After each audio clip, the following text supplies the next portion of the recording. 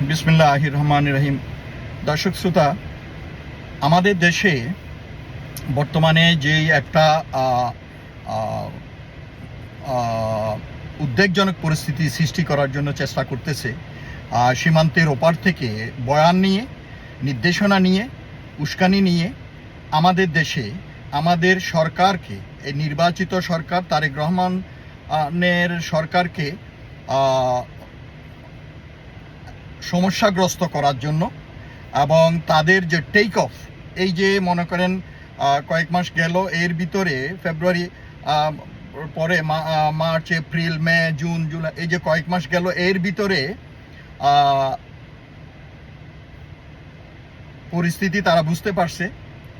ওই যে পীরের কাছে আগে আমরা দেখছি আমাদের দেশ থেকে সরকার বলেন বিভিন্ন উচ্চপদস্থ লোকজন গিয়ে ওখানে পীরের কাছে দোয়া নিয়ে আসতো সীমান্তের ওপারে গিয়ে। তো এইবার তো আর ওখানে হচ্ছে না। সেই জন্য খুব সম্ভবত প্রধান কারণ হতে পারে যে তারেক রহমানের প্রথম ভিজিট নিয়ে ভারতকে পরবর্তীতে হয়তো ভিজিট করবে, কিন্তু প্রথমে তাদের ওখানে না যাওয়াতে ওনারা হয়তো একটু নাখোশ হয়েছে। তারপরে চীনের সাথে যে তিস্তা বা চুক্তি এগুলো আছে, এগুলো নিয়ে একটা চাপ সৃষ্টি করার জন্য তারা আমাদের বিভিন্ন সীমান্তে, পার্বত্য চট্টগ্রামে, মায়ানমারের ওদিকে সীমান্তে, তারপরে ওই যে উত্তর পূর্ব সীমান্তে, সব দিকে তারা পুশিং করতেছে। বর্ডার ডিমার্কেশন কাঁটাতার নিয়ে তারা একটা উত্তপ্ত পরিবেশ সৃষ্টি করার চেষ্টা করতেছে এবং সীমান্তে উত্তেজনা, আননেসেসারি উত্তেজনা সৃষ্টি করার চেষ্টা করতেছে। তারপর বিজেপির এই যে শুভেন্দুর মতো সাবস্ট্যান্ডার্ড কতগুলো নেতা আছে, তারা উল্টাপাল্টা বক্তৃতা দিচ্ছে এবং উস্কানিমূলক বক্তৃতা দিচ্ছে এবং বাংলাদেশের সার্বভৌমত্ব, স্বাধীনতাকে আঘাত করে তারা বক্তৃতা দিচ্ছে। তো এগুলা দিয়ে আমাদের দেশের মানুষকে অনেককে বিভ্রান্ত করতে চাচ্ছে। তারপর যারা শেখ হাসিনার লোক, যারা ভারতের লোক, তাদেরকে একটু ইন্সপিরেশন দিচ্ছে, তাদেরকে হাওয়া দিচ্ছে। আর যারা সরকারের প্রোগ্রামগুলোকে সাপোর্ট করতেছে, দেশের উন্নতির জন্য কাজ করতে চাচ্ছে, তাদেরকে একটা বার্তা দিতে চাচ্ছে যে ভারতকে পাশ কাটাই কিছু করা যাবে না। কিন্তু বাংলাদেশের মানুষ ভারত যতক্ষণ পর্যন্ত নিজে সংশোধন হয়ে না আসে ততক্ষণ পর্যন্ত আর অ্যাকসেপ্ট করবে না, কারণ ওই ভারতের কোলে বসে বাংলাদেশ শাসন হবে না, এটা আমাদের এখানকার সরকার এবং রাজনৈতিক দলগুলো বুঝে গেছে। তো সেই জন্য ভারত এইসব বাদ দিয়ে ওই তাদের অ্যাটিটিউড, মানসিকতা পরিবর্তন ঘটায় বাংলাদেশের বর্তমান বাস্তবতার ভিত্তিতে এবং যেসব সমস্যা, যেসব ভুল তারা করছে বাংলাদেশের সাথে ডিলিংসে, এগুলাকে সংশোধন করে তারা যদি আসে একটা ভালো প্রতিবেশী হিসাবে লেনদেন হতে পারে। বাট বন্ধুত্ব হবে কিনা এটা পরে দেখা যাবে তাদের কাজকর্মের উপরে।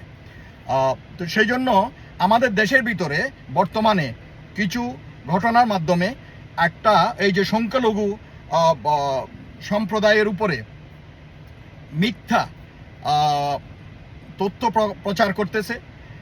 যেমন গোবিন্দ প্রামাণিক, হিন্দু মহা ঐক্যজোট না কি যেন তার নেতা, সে বলতেছে যে হিন্দুদের উপরে অত্যাচার হচ্ছে, এই হচ্ছে, কোথায় হচ্ছে, ওয়ের প্রমাণ দেখাইতে বলেন। পুলিশ তাকে ধরা উচিত যে তুমি দেখাও কোথায় হচ্ছে মিথ্যা প্রপাগান্ডা তুমি করে দেশের ভাবমূর্তি ক্ষুণ্ণ করতেছো।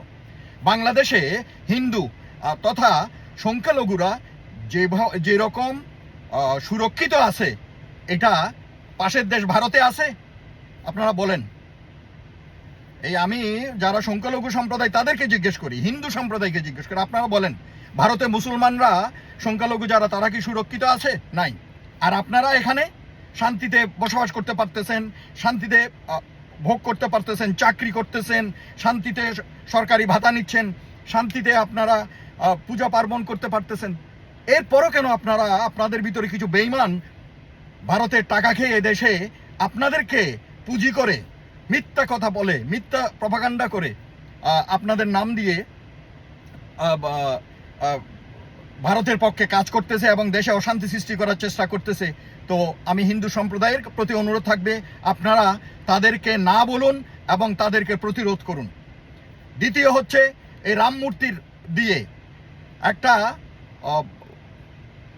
বিশৃঙ্খলা সৃষ্টি করার চেষ্টা করা হচ্ছে। রংপুর গাইবান্ধার পলাশবাড়িতে 81 ফিট সেই মূর্তি তো হিন্দুরা চায় নাই। এগুলো হচ্ছে রাজনৈতিক অভিলাষ, রাজনৈতিক পরিকল্পনা, ভারতের বড় পরিকল্পনার অংশ হিসেবে করা হচ্ছে।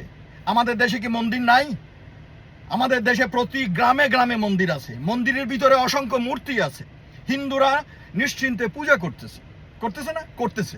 তো এরপরও একবারে শোপিস কইরা এত উঁচা, যেটাতে কোটি কোটি টাকা লাগছে, এই টাকাগুলো কোত্থেকে আসছে?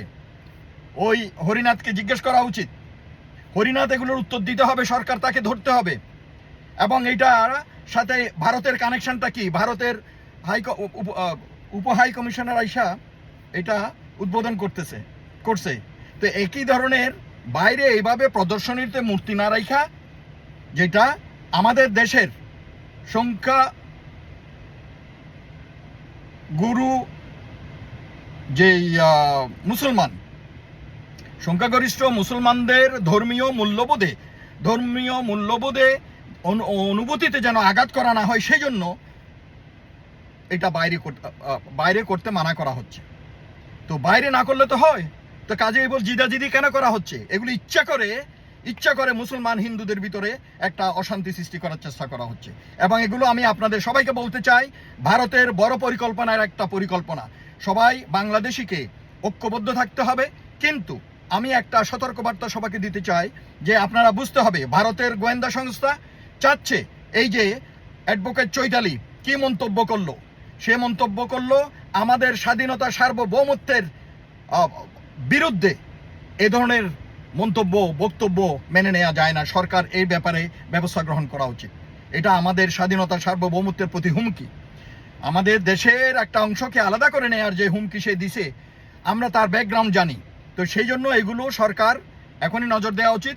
জনগণের প্রতি আমার সতর্ক বার্তা থাকবে যে আপনারা ঠান্ডা থাকবেন, কারণ ওরা চাচ্ছে হিন্দু মুসলমান একটা দাঙ্গা টাইপের কিছু একটা সৃষ্টি করার জন্য, এবং পানি ঘোলা করে ওরা মাছ শিকার করতে চায়। ভারতের গোয়েন্দা সংস্থা সক্রিয়, আওয়ামী লীগের যেসব দোসর আছে এবং ভারতের রয়ের যে এজেন্টগুলো আছে আমাদের দেশে, তাদের মাধ্যমে এই কাজগুলো এখন করতেছে।